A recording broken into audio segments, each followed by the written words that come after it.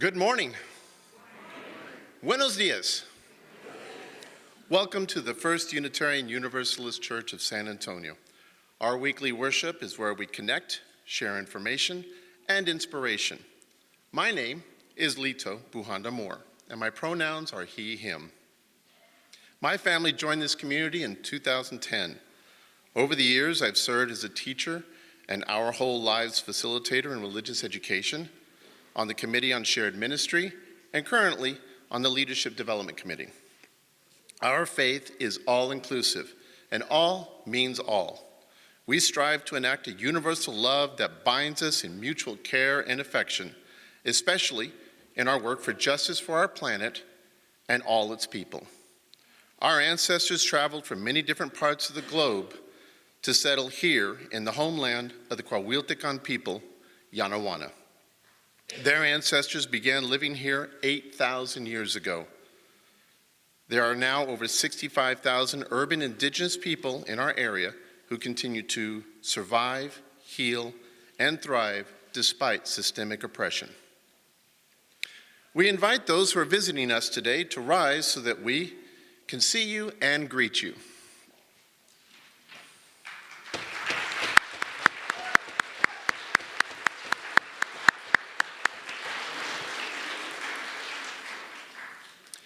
If you're interested in becoming a member of this community, please ask any member or staff. Any of us can help you join the community. We have a membership book that you sign and ask you make an annual contribution to help fund the ministry. If you're new to us or visiting for the very first time today, we welcome you to fill out a yellow visitor's card you'll find in the pews. We'd like to get to know you and follow up with you. Wherever you are on your life's journey, we hope you will find your place with us.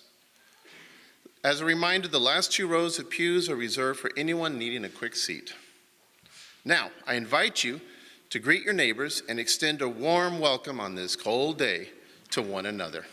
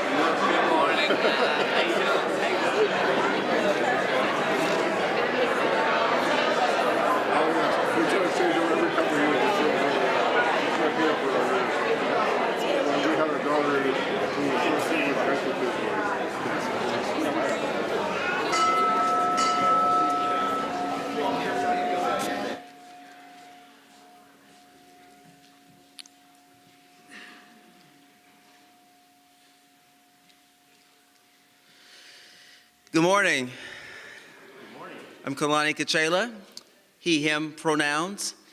Welcome you this morning to this lovely service on MLK Sunday and Sunday that preludes our presidential inauguration. We have a busy service today. We got special guests for music, we have special words, and we have a special message. Our opening words, Andrea Sanderson writes, "A poet laureate is a servant's heart on a stark canvas of parchment. The role is honey in the mouth and bitter in the belly. We are an unfolding scroll of judgment pronounced in sacred tones." Today, we celebrate the life and legacy of a Nobel laureate, Reverend Dr. Martin Luther King, Jr., in word, deed, and in song. We'll honor people whose work has transformed San Antonio and places beyond our walls with the Courageous Love Awards. We'll hear inspiring music from our inspiring guests, Vocab, and try to raise the roof on this place. We'll celebrate Dream Week and what it means to be good neighbors, and we'll reflect on tomorrow's holiday and presidential inauguration. We light our chalice in the name of tradition, transitions, and transformation.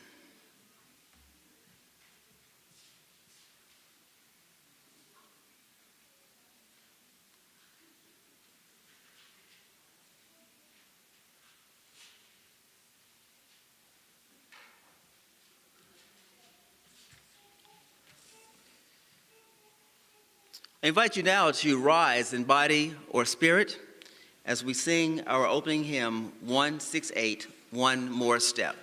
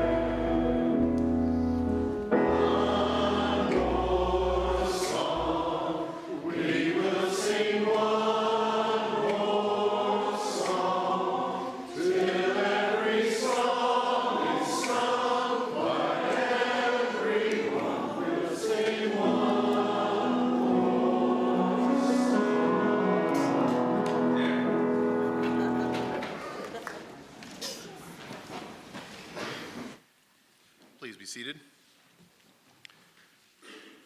We are called as Unitarian Universalists to build the beloved community where all are welcome as blessings.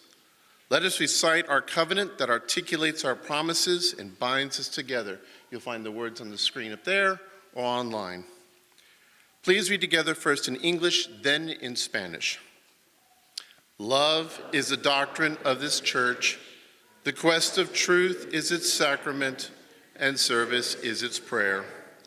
To dwell together in peace, to seek knowledge in freedom, to serve humanity in fellowship, to the end that all souls shall grow into harmony with the divine.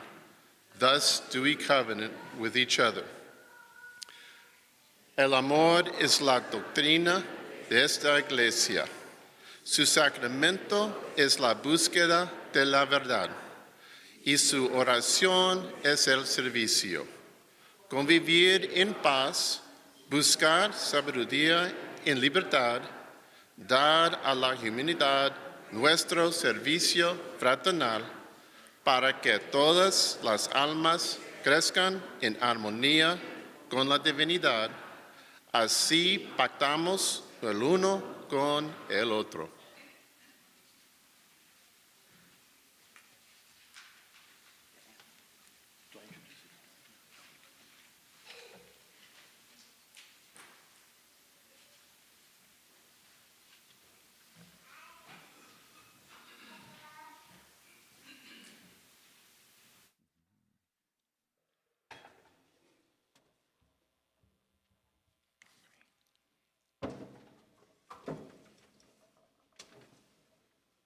Good morning, everyone. It's a pleasure to be here with you. We are the Foreign Arm on cello. Yeah, thank you for that. It's like we got a couple woos. On cello, we have Luke Bonecutter. Y'all know Jaime back there on the keys. Jaime Ramirez, AKA Jamram. On the djembe this morning, we have Zach Jewell and vocalist and guitarist Nick Blevins. I'm Andrea Vocab Sanderson. It's a pleasure. The song's called I Wish.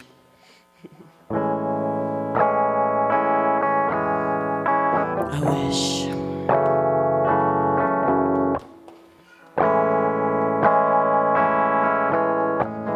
I wish. I could map these stars till they shoot out the sky. I could cast my coins in wells to pile a mountain high.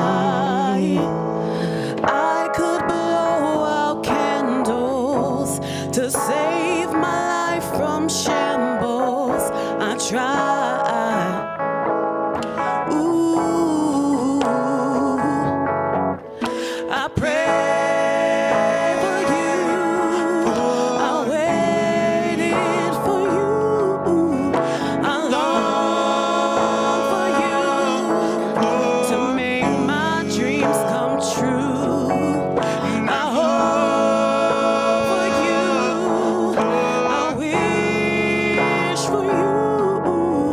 I wanted you to make my life feel brand new. Oh, and I wish, and I wish, I wish. Yeah. Traverse the universe on pins and needles, collecting scarab beetle shells, picking the universe with hope to see where angels dwell. One never plans to fail, but the travail of rebirth is hell on earth. We feel the labor pains beneath our skin and skirt. Imagine being so desperate to break free from these human chains. It hurts. We try tremendously to put our plans to work, dig wells in the dirt and cast our change into infinity, longing and wishing, hoping and desiring our fate will meet good fortune with the future we're admiring, until we're elevated with higher beings, truly overseeing without perspiring. Sweat it out, get it out. Press hard and let it out. Press hard and let it out. Sing to him, Nick.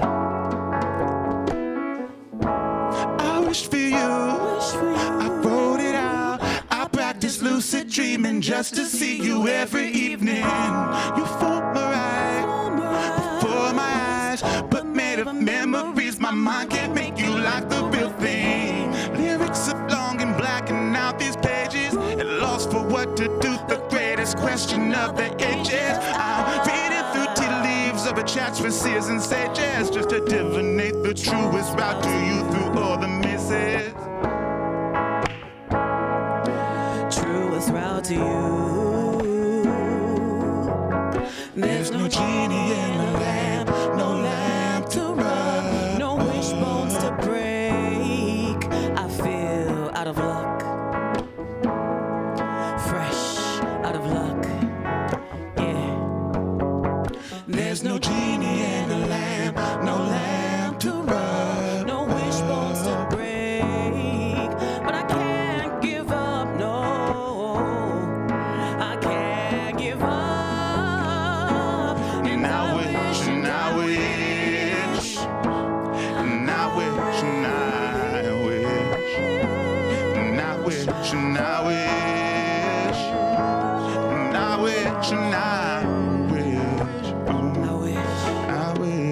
I wish. Yeah. In all cultures all over the earth, people have different ceremonies and rituals they do to wish for the things they want in life. But may our hopes build as we enter into this season. Put out your wishes, put out your hopes for a blessed and beautiful year.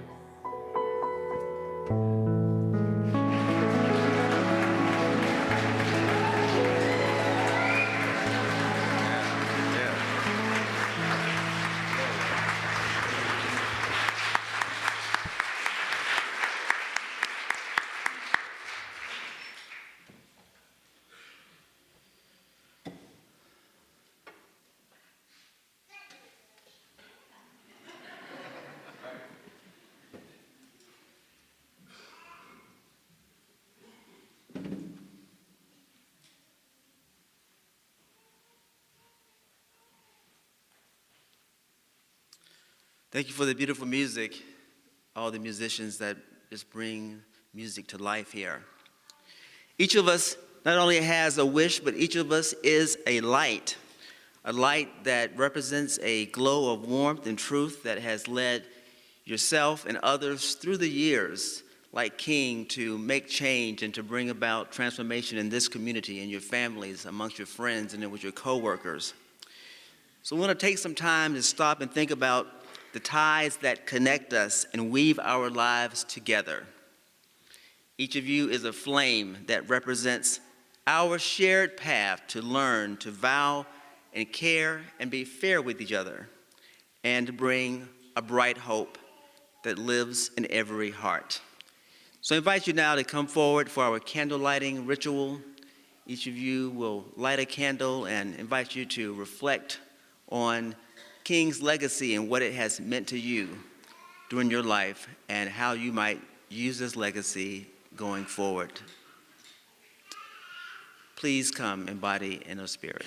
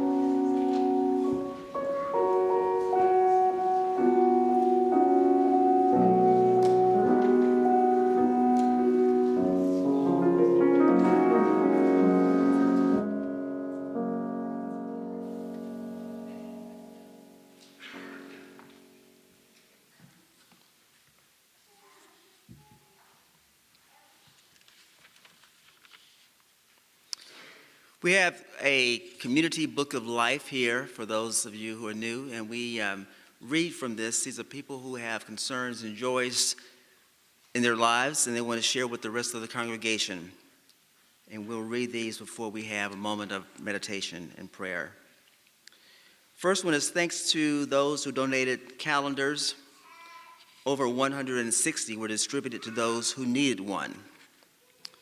We're keeping in mind all those in Palestine, keeping them in our hearts, and keeping our fingers crossed for the ceasefire and that it holds. Happy birthday to my pumpkin Pax. She turned 2 years old on the 11th, and she is the light of my life, a very bright and beautiful girl. I am so blessed.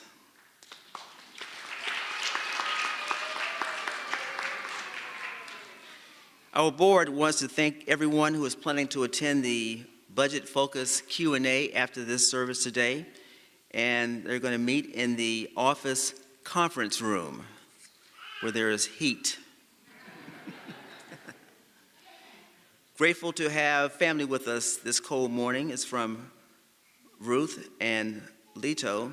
They have Ruth's mom, Dora Buhanda, from El Paso, and her sister Miriam and brother-in-law Jerry from San Antonio. And I'm also grateful to have Lito here with me this morning. So thank you.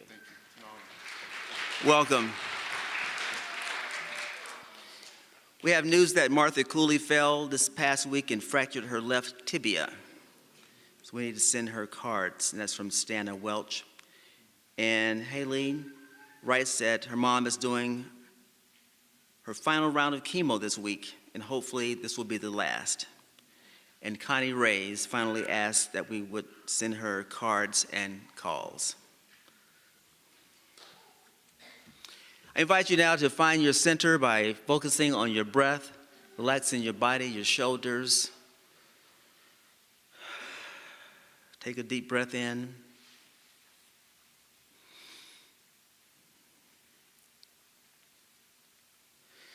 Spirit of life, thank you for the freedom we have gained because of Dr. King's life and ministry. Remind us of the truths that he preached, that we are all interconnected and we share a common bond of humanity. And yet we often unconsciously forget this beautiful truth and label others as not like me, and therefore not someone we care about. Forgive our failure to love. As we celebrate the King holiday, may we follow his example and his message not to judge others by their outward appearance, whether it be their race, social standing, age, economic condition, nor ethnicity. Forgive us for the ways prejudices and biases have crept into our lives and silently influenced our actions.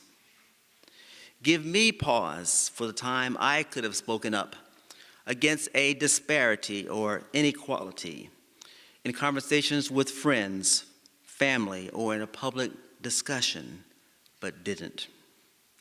Create in me a welcoming heart. Help us to live by the platinum rule that says, treat people the way they want to be treated. May we ally ourselves with people still waiting for King's dream to manifest in their lives. Today we need vision to see beyond binaries, that is, limited choices and options. Open our hearts and minds and imagination to opportunities that serve all people and the greater good.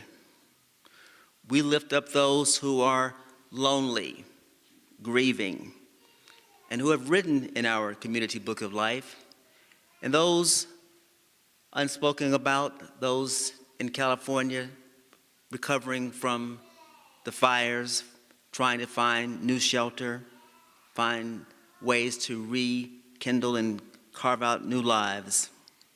Those waiting for the ceasefires around the globe, for wars to end, to find shelter, to find some internal peace. And those struggling with mental health issues, that need our comfort and our care. Free each of us to love ourselves and each other. We ask these and the prayers of our hearts into the silence.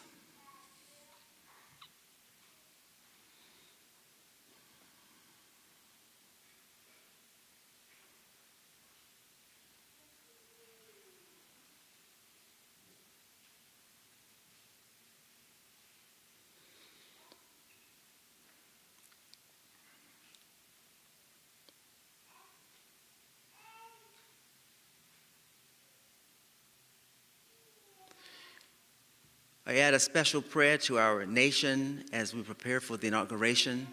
For all leaders involved in the transition of power tomorrow, may it be peaceful and represent the highest of our ideals as a democracy. We ask this prayer in the name of all persons present and absent, known and unknown, remembered and forgotten, and all helpers of humankind. Amen, Ashe, and may it be so.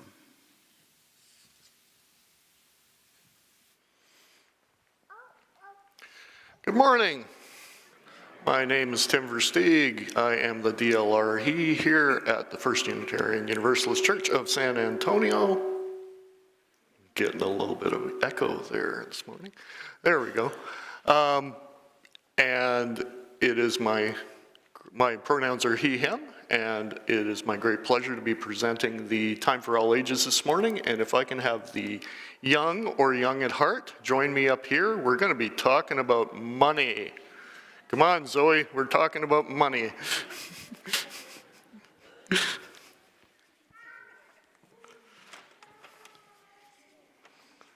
Everybody likes to talk about money, right? Yeah. Who else is going to join me up here this morning? Anybody? Come on up. Come on up. Excellent. Okay. Well, yes, we shouldn't need money to build houses, or there should be enough money for everybody to have a house in there. Okay, so we have this. What is this? Everybody knows? A $1 bill. $1 bill. And who is on the $1 bill? George Washington. And who was George Washington? The first president of the United States. That's why it's on the $1 bill. And if I had more money than I did, I'd bring a whole bunch of the different denominations in, so 5s and 10s. Oh, you have one too. You got George. Okay, well, you can hold that up while we're doing this if you want. And if we looked at all those bills, we'd notice some similarities. We'd notice a pattern. What do you think we'd notice? Who's on them? A president? Presidents, and all the presidents are men, right? And they're all white. We haven't had a woman president here yet. But there was going to be until the mean. We've had people that. Until Donald Trump got all the votes. Yeah. So someday, we keep hoping for that. So we're going to talk about money where I come from. And thank you all for ordering the cold weather, by the way. It makes me feel at home. For anybody who doesn't know, I'm from Canada. I just moved a few months ago. So do you think it's fair that it's all white guys on the dollar bills? Do you think that's fair? No. Why isn't it fair? Because it doesn't represent everybody, really, does it? Yeah. So until recently, it wasn't very different where I grew up. And the only paper money that had a woman's face on it was the $20 bill, and that was Queen Elizabeth, who passed away last year. The other denominations all had former prime ministers of Canada, and those guys were all men, and they were all white. But a few years ago, the people in Canada decided that wasn't right. That so many of their citizens didn't see themselves represented in something that most people use every day. So they decided to start by changing the $10 bill, which used to have the picture of our first prime minister on it, Sir John A. Macdonald, so kind of like our George Washington. Then the government of Canada did something very interesting and very Unitarian. They asked everybody in the country, who they thought should be on the new $10 bill. And thousands of people sent in suggestions, and the government narrowed it down to 8 names, and then they asked people to vote. And when they voted, the person they selected was a woman named Viola Desmond. No. She's up here. And Zoe, do you want to hold that one up? Yeah. Because that's a close-up. And this is the $10 bill. This is a Canadian $10 bill. And Viola was from a city called Halifax. You can hand that around, as long as I get it back. Not that it's worth much down here, but you know. And Viola was from a city named Halifax, and in 1946, her car broke down as she was traveling through a small town called New Glasgow. And while it was being repaired, she stopped to watch a movie. What else are you gonna do when your car is being repaired? And she bought a ticket and sat down in the theater to watch the show. And in those days, Canada, like the United States, often had unfair rules that segregated people by the color of their skin. And a few minutes after she sat down, an usher came and told her she needed to move to the balcony. They said it was because that was where the ticket she purchased was for. Viola offered to pay the difference and the ticket price, but refused to change her seat. She knew that the real reason was that she was the only black person on the main floor, and that all the other people who had the same skin color as she did were seated in the balcony. Viola refused to move from her seat, and the manager called the police, and she had to spend the next night in jail. And the next day she had to go to court and was charged a fine of $20, which was a lot of money back in 1946, and she was let go. When she got back to Halifax, she told people her story and became active with other black Canadians in fighting racial segregation in Canada. And it took many years, but those laws were repealed in the 1950s. And here in the US, you probably know the story of Rosa Parks, who refused to give up her seat on a bus in Montgomery, Alabama in 1955, an act which led Dr. Martin Luther King to organize the bus boycott, which was one of the important early actions in the fight for civil rights. So, if you think about it, what Canada did with its $10 bill would be like the United States taking George Washington off the $1 bill and replacing him with a picture of Rosa Parks. All right.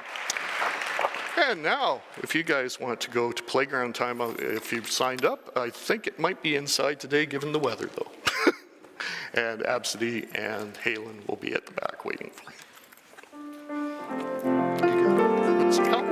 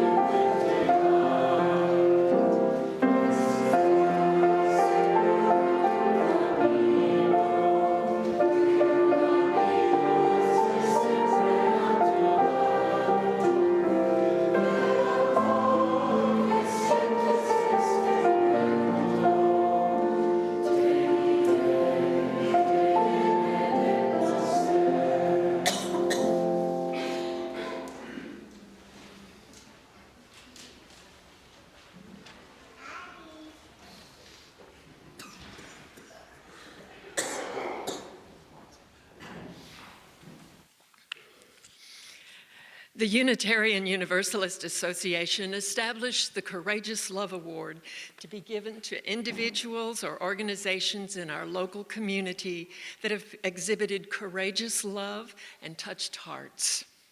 Presenting this award is a chance to uplift others who have done so, to strengthen and support partnerships we are already developing, and to join together with joy and with purpose those who have shared values.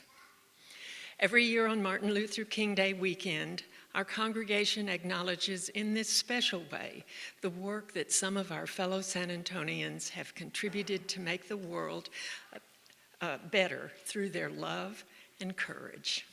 It is our way to shine a light on organizations and leaders whose exemplary work makes our own community a more compassionate, more neighborly, culturally richer place to live. This year we have 4 awards to present. Ada? Starting with Jezebel Filmworks in the 90s, you have delighted many and uplifted our appreciation of Black film and filmmakers and Black American artists. Somewhere along the way, you had the inspiration to begin not just a little gathering, oh no, you named it international from the very start, an international festival. You went straight from nothing to international. SABIF, San Antonio International Film Festival, in 2019. Putting on a festival is a huge task, but you persisted and enlarged the reach of SABIF with determination and grit. You have enhanced the image of our city in the eyes of the whole filmmaking community. And you have lived out your own goals as you stated them, to give voice to the voiceless, inspire action, educate, entertain, and empower audiences. Ada Babineau, for your continuing work, we humbly offer this Courageous Love Award. Thank you.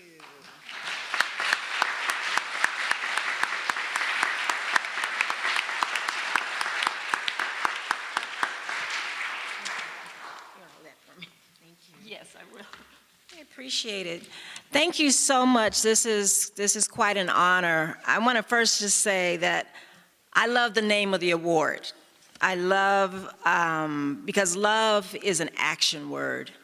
And so that's something that you constantly work at. And it's also the first, action is also the first word you hear when you're starting a scene, action.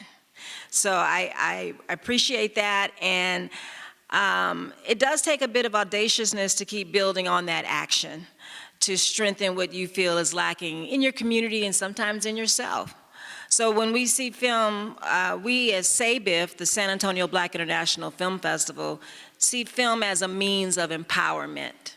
And so I would like to give kudos to the Social Justice Committee and the entire FUU congregation for embracing inclusivity with action over words. And I want to thank, this congregation has been a faith community that has been consistently supportive and trying to build Black international film community here in San Antonio. So we thank you, and I honor and very thankful for this award. So thank you, Mary Grace, and thank you, Jan, for finding me and for seeing me. We appreciate you. And also, I just want to say, plug, save the date, October 2nd through 5th, and check us out, San Antonio Black International Film Festival, sabif.tv. You all take care. Have a great rest of your day. Thank you.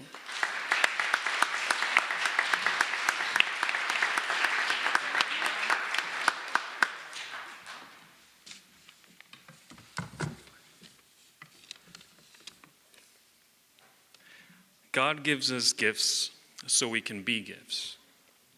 Andrea Sanderson is a unique talent with phenomenal achievements who has made significant impacts in our city. However, her being a gift to others is why we celebrate her today.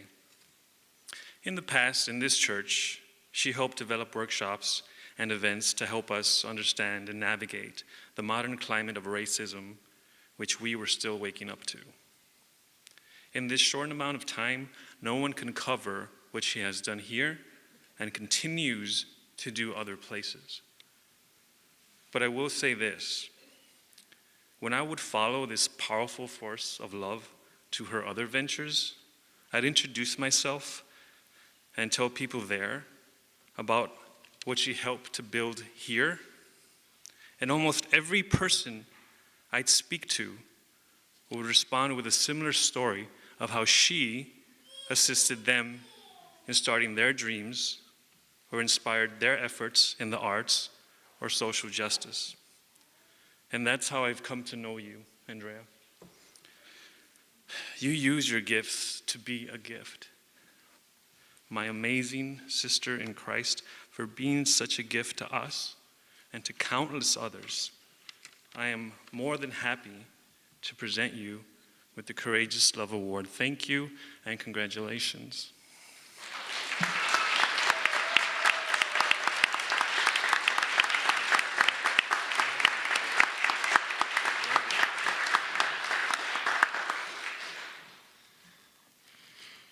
Pretty blown away.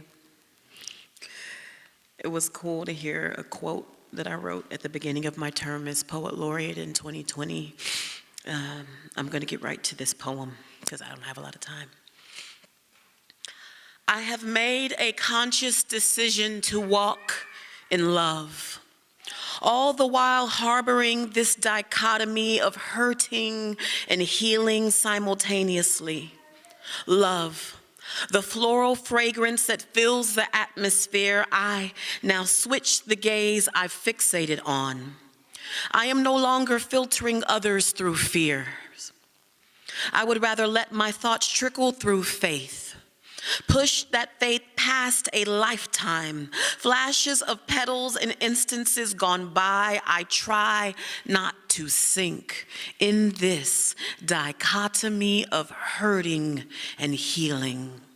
The scars of centuries and bloodlines bathed in the belief that grief can subside, and the pride of my identity and your identity can be fertilized with beauty. Understanding myself in this drawbridge space between new beginnings and old wounds, I lower it to level as I wish to walk across.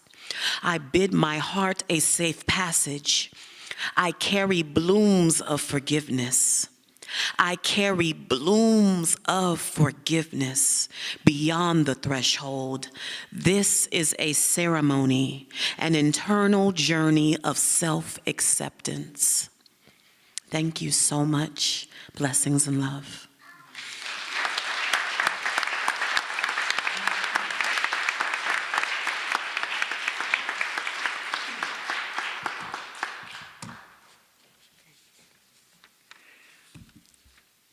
Good morning. Reverend Rob Mueller of Divine Redeemer Presbyterian Church on the west side of San Antonio is being honored today by our Social Justice Committee for his work with COPS Metro on immigrant rights, and especially for his work on gun violence prevention with both COPS Metro and Texas Impact, which is a statewide faith organization, interfaith organization. He has testified in our state legislature and was instrumental in the Vidas Robadas, or Stolen Lives, t-shirt project. This is a gun violence prevention installation that was held at churches across Texas and at our church in November of 2023.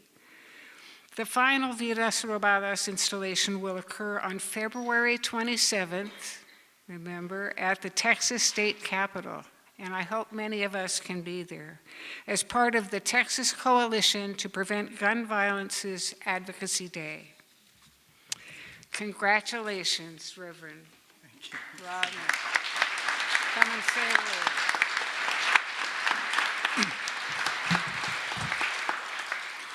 Thank you all so much for this recognition, but I also want to thank you for being a light for justice in this community.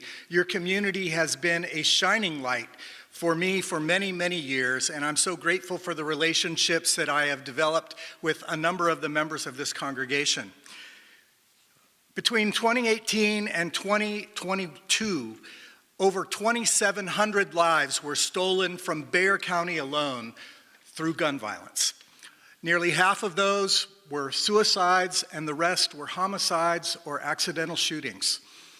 Sadly, in Texas, last session, the Hobby School of Political Science discovered that over 70% of Texans of every political stripe agree that red flag laws should be enacted, that universal background checks should be enacted, that waiting periods for assault rifle purchases should be enacted, that there should be an elevation to 21 years for the purchase of assault rifles. 70% of Texans, friends, we are the majority of Texas, and yet our legislators refuse to do what the majority of us want. So, Vidas Robadas will be taken to the Capitol on February 27th, and we will have nearly 5,000 shirts displayed in church campuses, on the Capitol, and worn and carried by people that day to help our legislators understand what the cost of our failure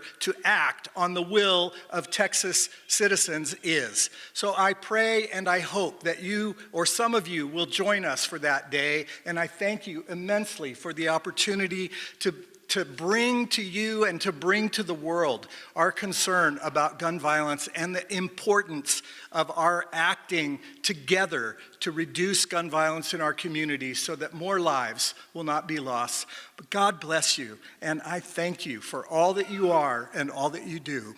Amen.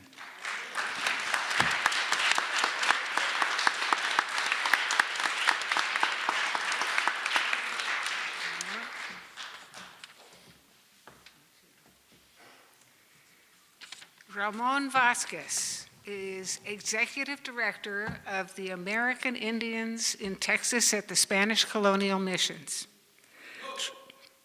All right. Ramon has decades of research on the history of the I always have trouble with this because there's an extra A in there. Coahuiltecan, yes? Coahuiltecan tribes that inhabited the areas in and around San Antonio. And to this day, they are here. He also serves as spokesperson for the Tapilam Coahuiltecan Nation. Ramon and his late father, Ramon Vasquez y Sanchez, are co-founders of the American Indians in Texas at the Spanish Colonial Missions, and they were named the 2024 Peace Laureates of San Antonio. Ramon's dad was many things: an advocate for Indigenous Americans, an activist for social justice, and an ardent preserver of the local and regional history. So I'd like to present this and congratulate Ramon Vasquez and his dad, Ramon Vasquez y Sanchez, with a Courageous Love Award. Thank you, Ramon. Congratulations. Thank you, Dr. Rialini. First of all, thank you and your congregation for this recognition for my father and myself. My father, you're right, he did a lot of things, and the one thing he taught me was the importance of fighting for what's right, especially when it comes to injustices that have plagued our communities for decades. And I was very fortunate to have that rub off on me as well. But the women in my life, the three that are sitting right there, and my other sister, have taught me how to be a servant and how to lead with compassion. And so those two values and attributes are how I continue to try to do the work that we do at the American Indians in Texas. And taking the history and the knowledge that our people have been written off as extinct, biological and cultural extinction, we have been working on reversing extinction. And so I don't know how many of anybody out there has ever had to reverse extinction, but it's a very difficult process. But we'll continue to do it. Thank you very much, Dr. Rialini, and thank you to everybody. Thank you.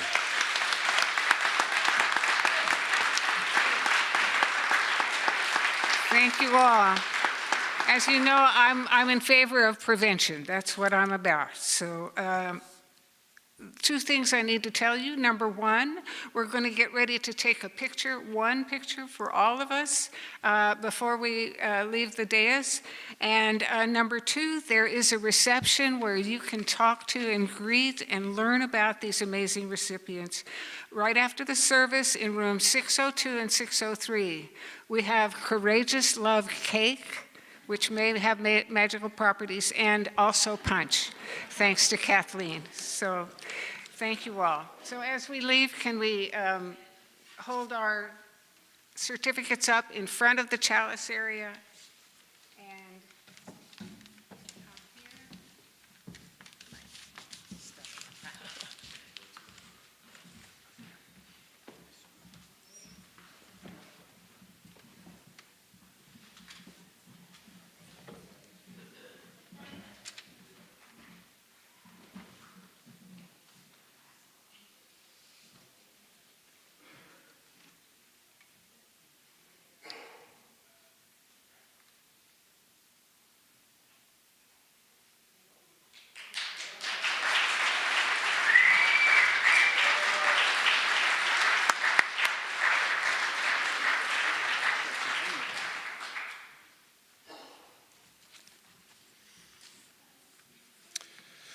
So our first reading is Letter from a Birmingham Jail by the Reverend Dr. Martin Luther King, Jr.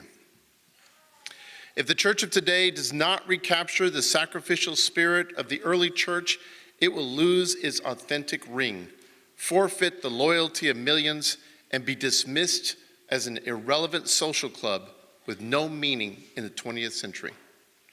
I meet young people every day whose disappointment with the church has risen to outright disgust. I hope the church as a whole will meet the challenge of this decisive hour. But even if the church does not come to the aid of justice, I have no despair about the future. I have no fear about the outcome of our struggle in Birmingham. Even if our motives are presently misunderstood, the goal of America is freedom. Our second reading is Security, Reality, Fantasy, or Intention by the Reverend D.C. Fortune. We're all a little scared.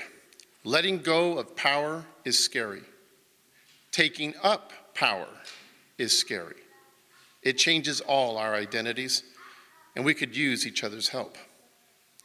What we have here is a cultural shift, and that's not going to be easy. The journalist H.L. Mencken once said, "For every complex problem, there is a solution that is simple, neat, and wrong."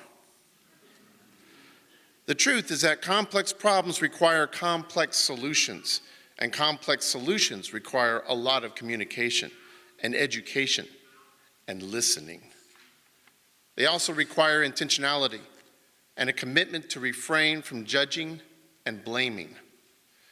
We need space to unpack our national culture of fear and anxiety. People seek security for a reason. They don't feel they have it. Perception can be reality, whether we're on the side of the equation that feels the need for security or the side that sees no need at all. Our discussion can begin when we both work towards seeing the humanity of the people on the other side of this discussion. All the voices at this table belong to real, decent people. What we can do, though, is be intentional about our security. We can move intentionally towards conversation, towards a culture of security where people feel safe.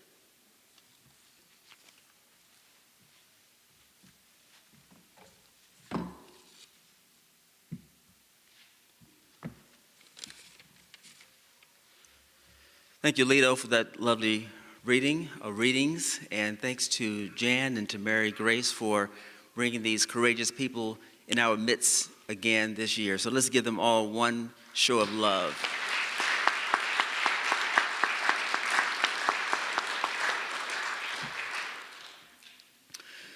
Well, tomorrow is our MLK national holiday. It's also the inauguration of President Donald Trump for the second time. And to have those both on the same day to me feels a little bit surreal. So I want to talk about binaries and how to move beyond binaries and deal with things when everything seems to be divided. We're living in a moment that breaks many people's hearts. It's a time to admit that the president-elect stands above the law. No matter what he does, no matter how grave the end result, no matter how many people are harmed or die in his wake, and no matter how terrible the lies, he has proven himself to be beyond the reach of the law. This is not to bash the president. It's like you're reaching for a glass or a dish in your kitchen cabinet that sits on the top shelf. You reach and stretch and strain to your arm's limit, and you can almost grip it, but not quite. Your muscles tremble, your breath catches, and you almost want to tip it. But you know that if you do, it's likely to come crashing down upon you or on the floor and shatter into many pieces. Now imagine that dish has an invisible set of legs. So even if you can break out a stepladder, it will inch higher, mocking your deepest hopes for justice.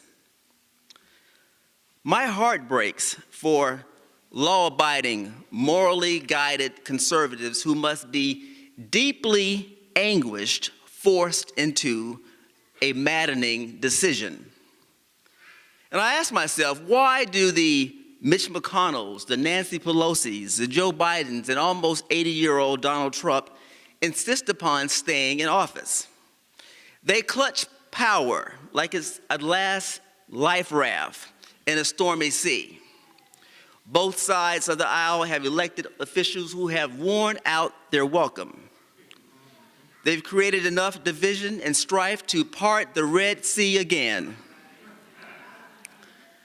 As D.C. Fortune tells us in their soul-stirring sermon, Security, Reality, Fantasy, or Intention, letting go of power is scary.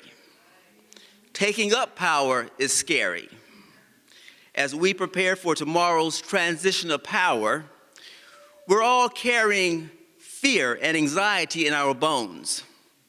In my 2024 book, Stop Anxiety in Its Tracks, I defined anxiety as apprehension about the uncertain future. We don't know what's going to happen, so we worry, we fret, we fear, prepare for the worst, and hunker down expecting it to happen. My spirit weeps for the news that I heard out of California last week. The U.S. Border Patrol was rounding up undocumented farm workers. They were snatching them from the day workers' pickup points, the fields, and in restaurants.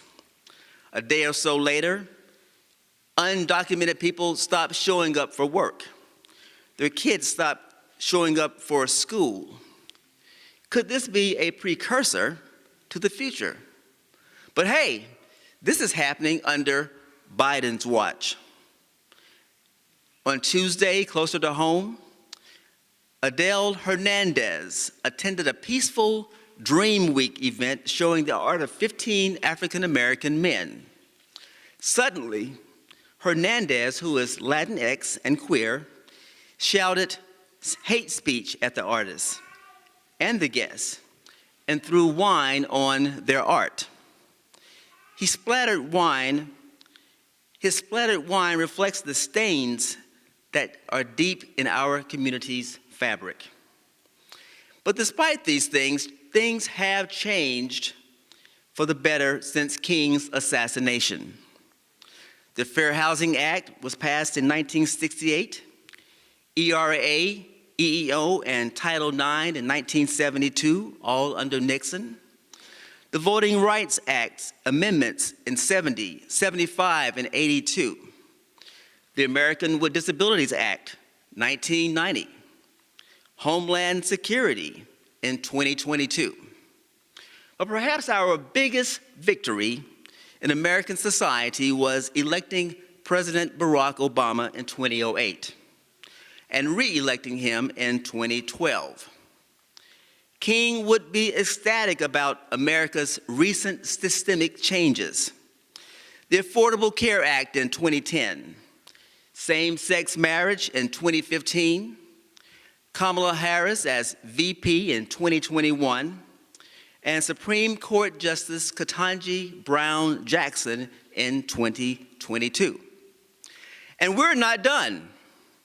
President Carter said, "We have been on cruise control, trusting the government, the police, and living the dream." Progressives have held the White House for 12 of the last 16 years. And to me, that is a great run. People on the left have gotten used to having things their way, perhaps too comfortable in our certainty. Those on the right, however, felt they were living in hell. Much of the legislation passed in those 12 years helped groups the right felt were undeserving of distinctions. They felt people were getting handouts and protections that broke with the Bible. And depending on one's interpretation, that could be true. But let's be clear, with tears in our eyes and fire in our hearts, those biblical statutes caused many like me to live in hell for more than 12 years, and we don't want to go back.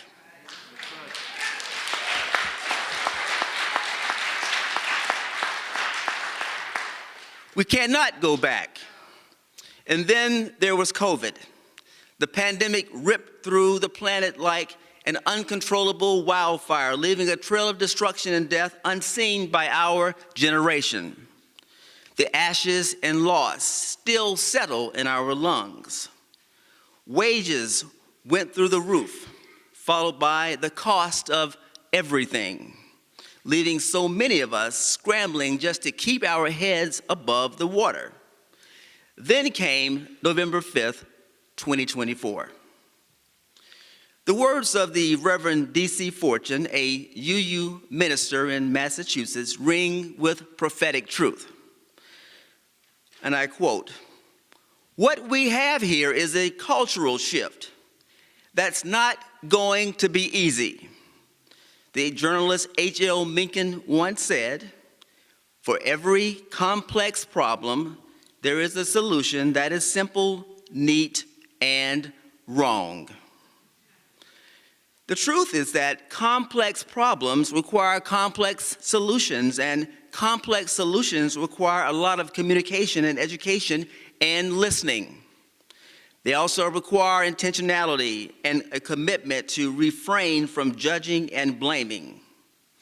We need space to unpack our national culture of fear and anxiety.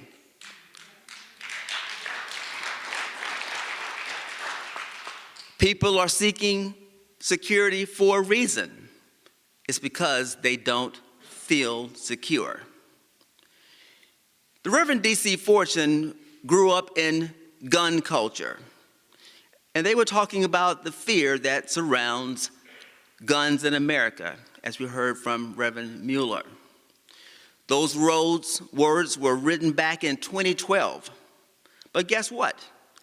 They might have as well been talking about American society in 2025, or America in 1963.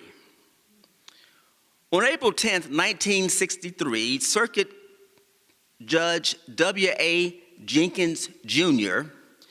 issued a blanket ruling against, quote, parading, demonstrating, boycotting, trespassing, and picketing in Birmingham, Alabama.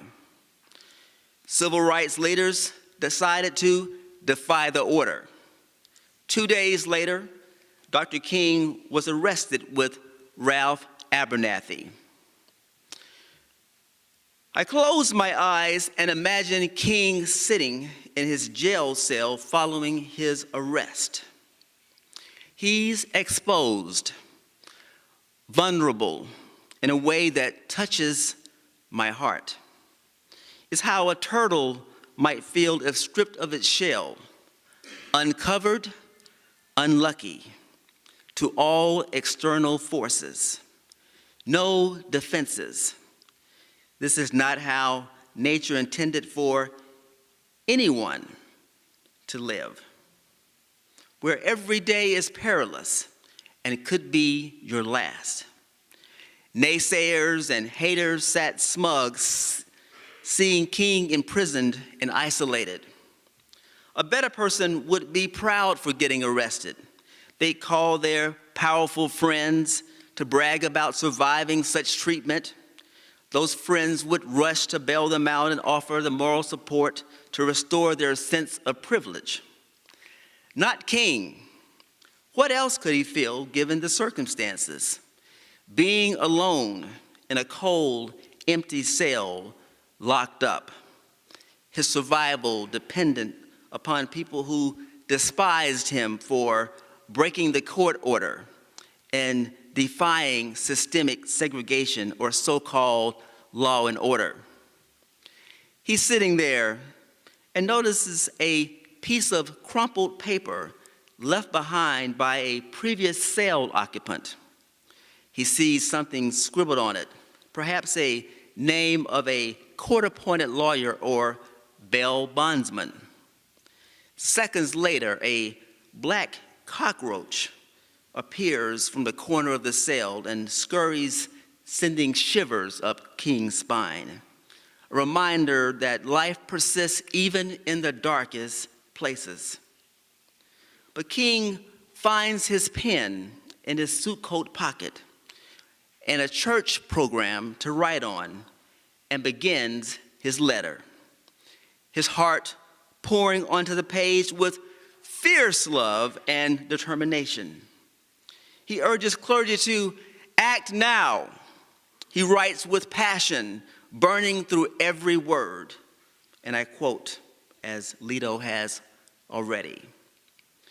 If the church of today does not recapture the sacrificial spirit of the early church, it will lose its authentic ring, forfeit the loyalty of millions, and be dismissed as an irrelevant social club with no meaning for the 20th century. I sit with those words, letting them echo in my spirit, but I'm unconvinced this message resonates today, at least not in this exact moment. In less than 24 hours, we'll be caught in a weird binary. We will celebrate King's legacy and re-inaugurate President Trump, who says he might be a king for a day. Can U.S. history get more complicated than that? On the upside, there are 3 reasons not to fear mass deportations. 1, the Constitution has due process requirements that must be followed. That takes time and resources. People have a right to a hearing before an immigration judge in most cases. And number 3, people can apply for certain forms of relief like asylum or cancellation removal. Mary Grace Kettner's compilation of stories, Traveling Mercies, about people seeking asylum or people helping asylum seekers shows how every life matters.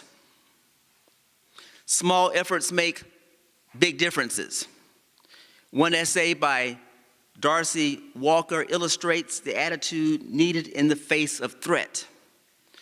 As a first-time effort, Darcy said, I hadn't been able to participate before, so I wanted to nail this one.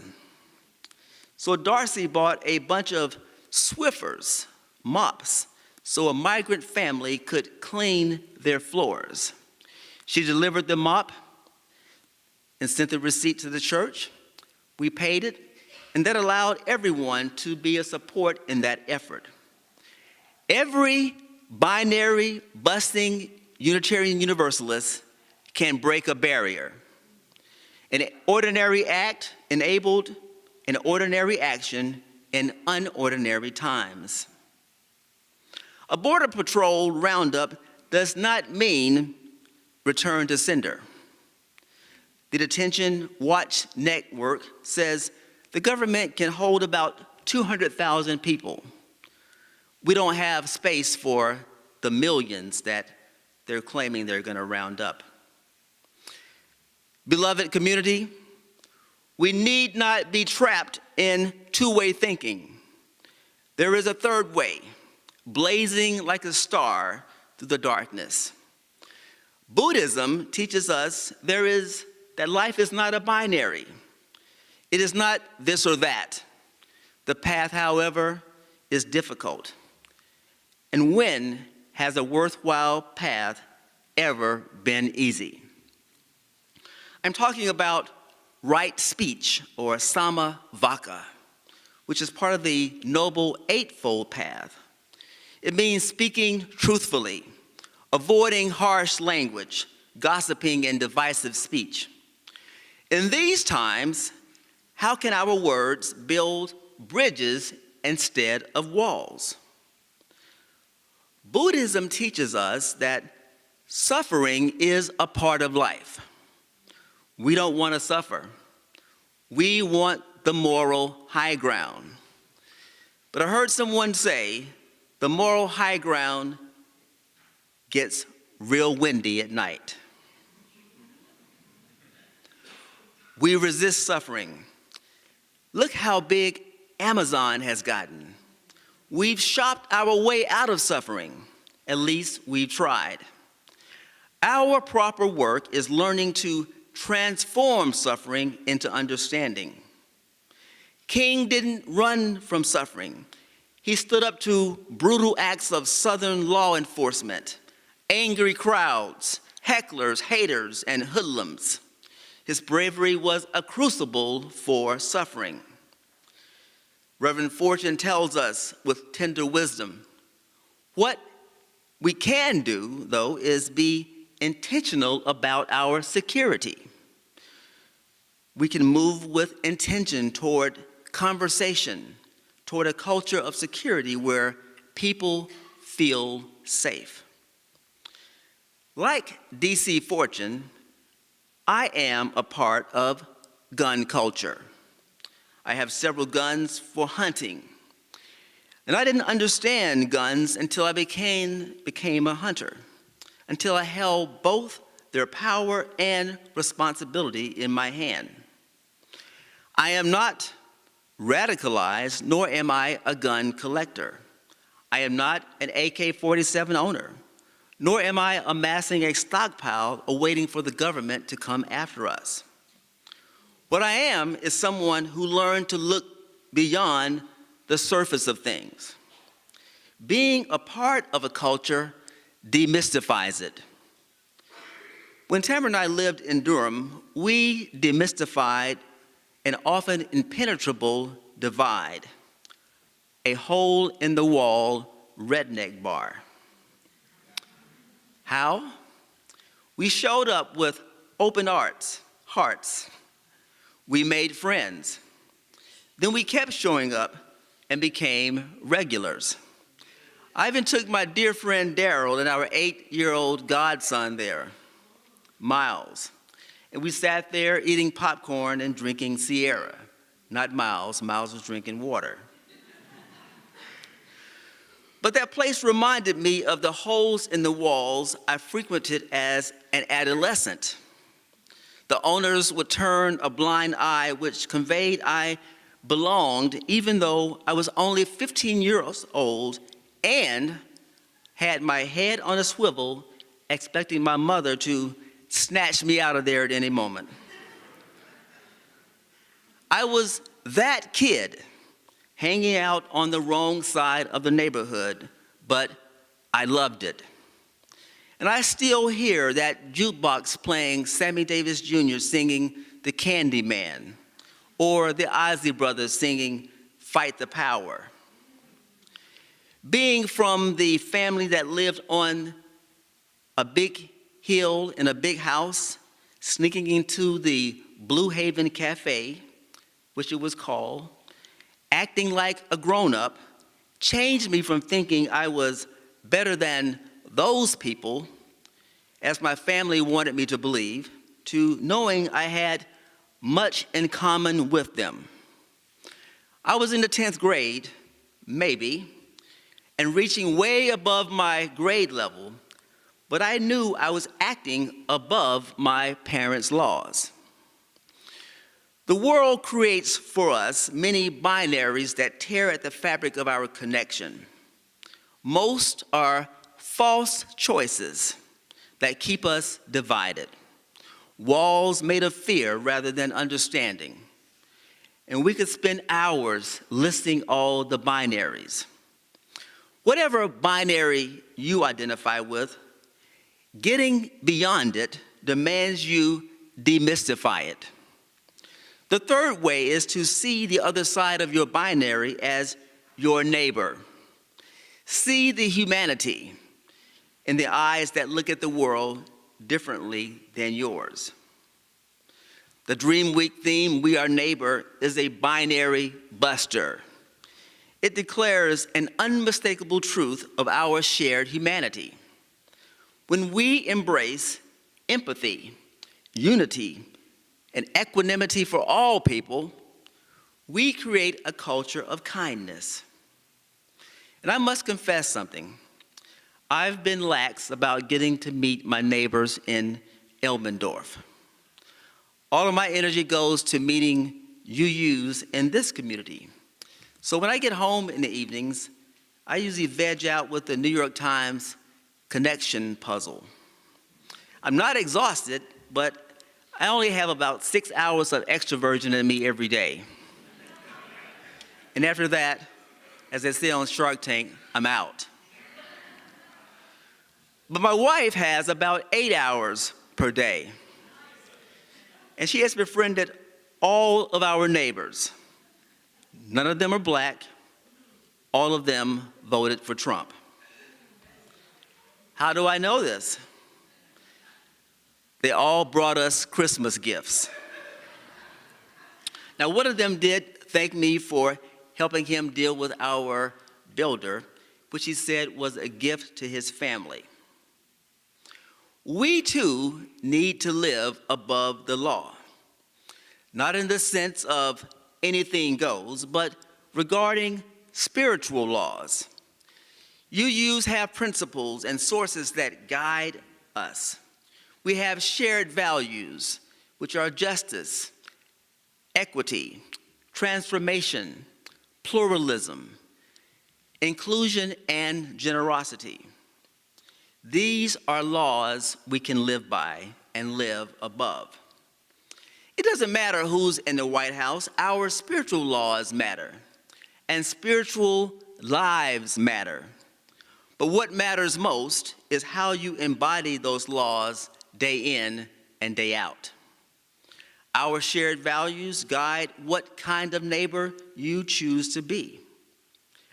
How do you bring the third way into your neighborhood? Can you get to know your neighbor beyond politics? Can you listen to them deeply and break the binary? It doesn't mean your sense of social justice must stop, but it might need some guardrails while we wait and see what happens.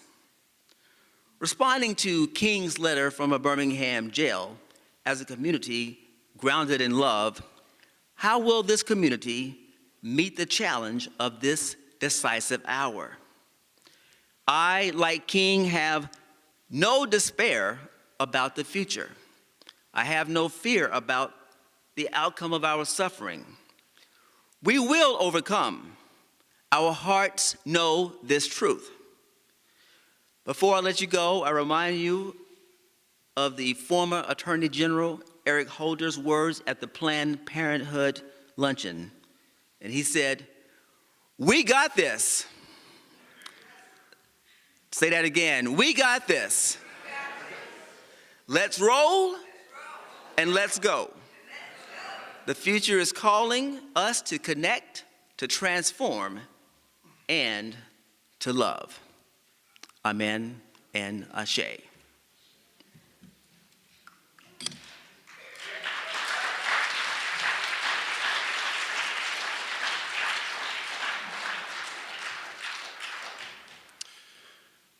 Each month during our offering, we share some of what we receive with the recipient. And this month's recipient is Planned Parenthood of South Texas.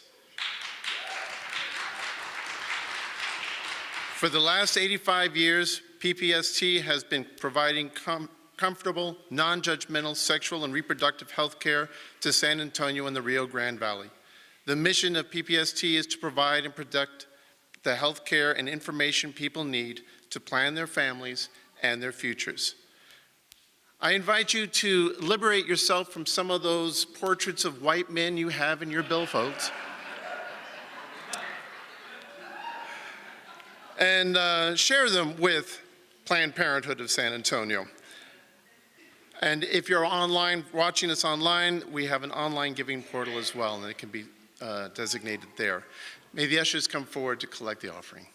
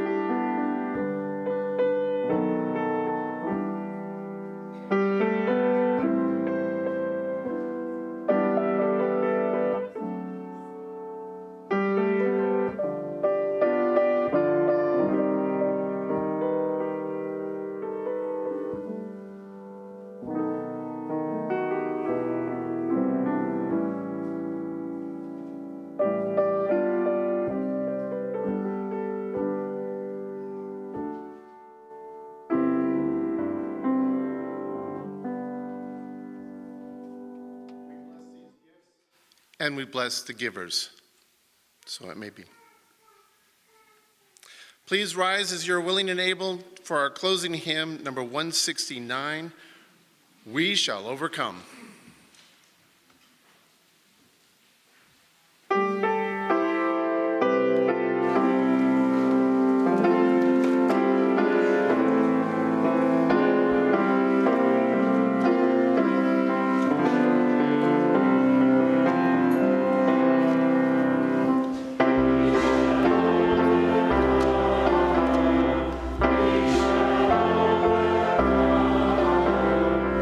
We shall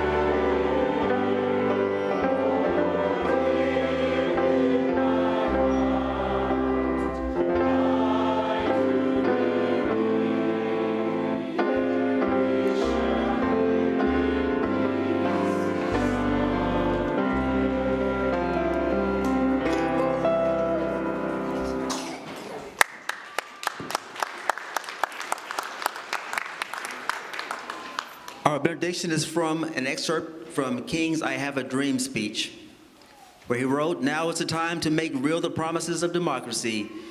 Now is the time to rise from the dark and desolate valley to the sunlit path of racial justice. Now is the time to lift our nation from the quicksands of racial injustice to the rock-solid rock of brotherhood. Now is the time to make justice a reality for all God's children." My friends, keep your heads up and your hearts open. Be sure to greet our honorees following the service at the reception, and have a great holiday and Inauguration Day. Go in peace.